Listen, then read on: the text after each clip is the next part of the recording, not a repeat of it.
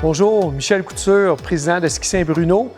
Ça, actuellement, pratiquement à ma 34e saison ici sur la neige, qui a été, je vous dirais, un succès d'une entreprise familiale de mon père Serge, mon frère Steve et ma mère Pauline. En 1988, bien entendu, on est arrivé ici à Ski Saint-Bruno dans la reprise de l'entreprise des frères Dulude. Depuis 1965 que la station de ski est en exploitation. Bien entendu, les enjeux, pas de fabrication de neige, pratiquement pas de ski de soirée, une école de ski pratiquement inexistante, pour finalement se positionner comme la 7e station de ski en importance au niveau économique au Québec sur 72. Puis sur les 280 stations de ski du Canada, on se positionne dans la 17e en importance. Pratiquement 1000 emplois actuellement. Sur le domaine skiable s'est agrandi avec les années. On est rendu avec plusieurs remontées mécaniques. On parle de 9 remontées mécaniques. Une saison qui est passée dans nos tout débuts 25 jours ouvrables. On est rendu pratiquement à 130 jours ouvrables. Ça, c'est un peu le succès de la station de ski qui s'est positionnée avec sa niche de créateur de skieurs, qu'on dit souvent trop près pour s'en passer, qui fait en sorte qu'aujourd'hui, on peut se démarquer dans la grande région de Montréal pour le développement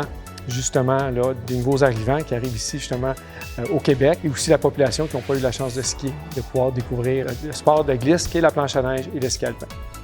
Concernant la diversification des produits justement qu'on offre, le principal produit, c'est le ski alpin, c'est la planche à neige.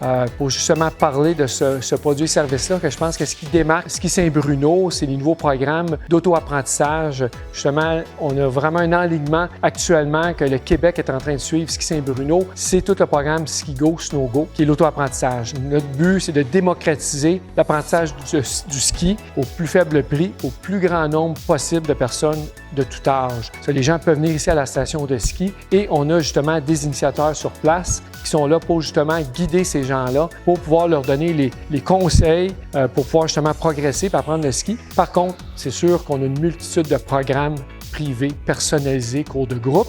À travers tout ça, c'est bien entendu les services de location d'équipements, les services d'entretien des équipements, les services alimentaires, restaurants et pubs, les boutiques aussi de vêtements, une très belle boutique ici qui est au pied de la station de ski. Tous ces commerces-là sont justement gérés par la propriété de la station de ski. Ça, il n'y a aucune sous-traitance. Ça, il faut dire qu'on est des artisans multidisciplinaires, que ce soit, comme on dit, de la nourriture au service mécanique des remontées. Et de l'enseignement. Premièrement, je dois dire, c'est notre partenaire financier qui permet aujourd'hui, justement, avec Desjardins, d'avoir réussi un peu l'expansion qu'on a réussi à faire de nos investissements. Depuis nos tout débuts, peu de banques étaient prêtes justement à endosser une station de ski parce que les stations de ski étaient considérées à très haut risque. Puis on a eu la chance d'avoir Desjardins avec nous depuis les 34 dernières années.